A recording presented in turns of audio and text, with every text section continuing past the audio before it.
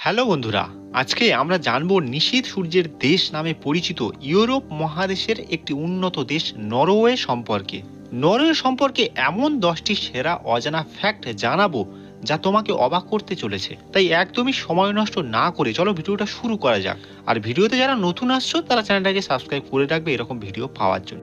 তো fact number 1, বর্তমান বিশ্বে প্রায় 200টি স্বাধীন রাষ্ট্র আছে। তো এর মধ্যে 43টি রাষ্ট্রে এখনো রাজতন্ত্র বা রাজা দ্বারা পরিচালিত হয়।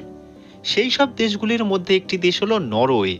এই দেশেও রাজতন্ত্র বর্তমান এবং এই দেশের বর্তমান রাজা হলেন হারাল্ড 5।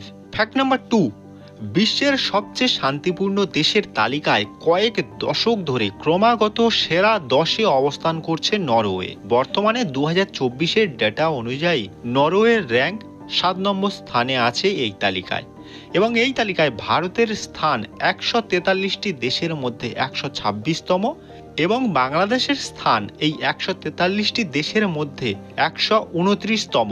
ফ্যাক্ট নাম্বার 3, বিশ্বে বিভিন্ন ভূমিরূপ ও ভূ প্রকৃতি বিরাজমান, তেমনি নরওয়েতে আছে বিশ্বের সবচেয়ে দীর্ঘতম ফিয়র্ড এলাকা। নরওয়ের সোগনে ফিয়র্ড বিশ্বের দীর্ঘতম এবং গভীরতম ফিয়র্ড। এর দৈর্ঘ্য 205 কিলোমিটার এবং এর গভীরতা 1308 মিটার।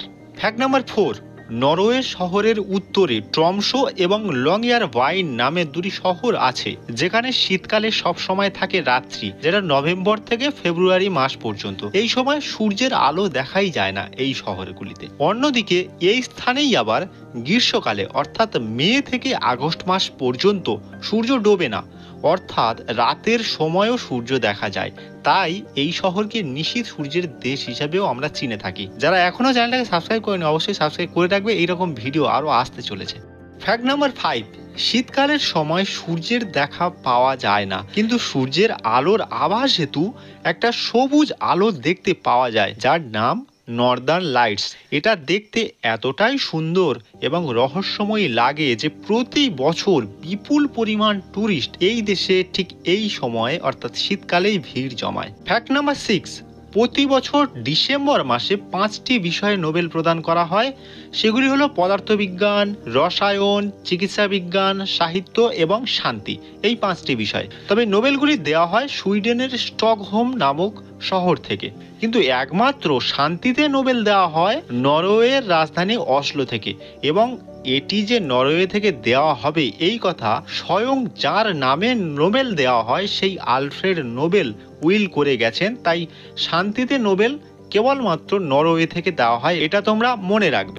ফ্যাক্ট নাম্বার 7, 55 লাখ জনসংখ্যার দেশ নরওয়ে হলো পরিবেশ বান্ধব দেশ। তাই পরিবেশকে বাঁচাতে 2025 সালের মধ্যে তাদের দেশের সমস্ত পেট্রোল ও ডিজেল চালিত যানবাহন তারা বন্ধ করে দেবে এবং এটাই সরকার থেকে জানানো হয়েছে, যা সত্যিই প্রশংসার যোগ্য। ফ্যাক্ট নাম্বার 8, পৃথিবীর উত্তরতম শহর লংয়ারভাইন এবং এটি নরওয়ের মধ্যেই অবস্থিত। তবে তোমরা কোথাও কোথাও ট্রমসো নামের শহরটিও দেখতে পেতে পারো, যদিও এটিও নরওয়েতে অবস্থিত। তবে দাঘিমা এবং অক্ষাংশ অনুসারে লংয়ারভাইন হলো পৃথিবীর উত্তরতম শহর এবং এটাও নরওয়ের একটি অন্যতম বৈশিষ্ট্য। ফ্যাক্ট নাম্বার 9, বিশ্বে বিভিন্ন প্রকার সুস্বাদু মাছের মধ্যে অন্যতম একটি মাছ হলো সালমন মাছ, যার উৎপত্তি এই নরওয়ে দেশ থেকেই। পৃথিবীর অন্য স্থানে বর্তমানে নরওয়ে থেকে ছড়িয়ে পড়েছে তার স্বাদের কারণে অনেক জনপ্রিয়তা লাভ করেছে এই সালমন মাছ, যদিও এর উৎপত্তির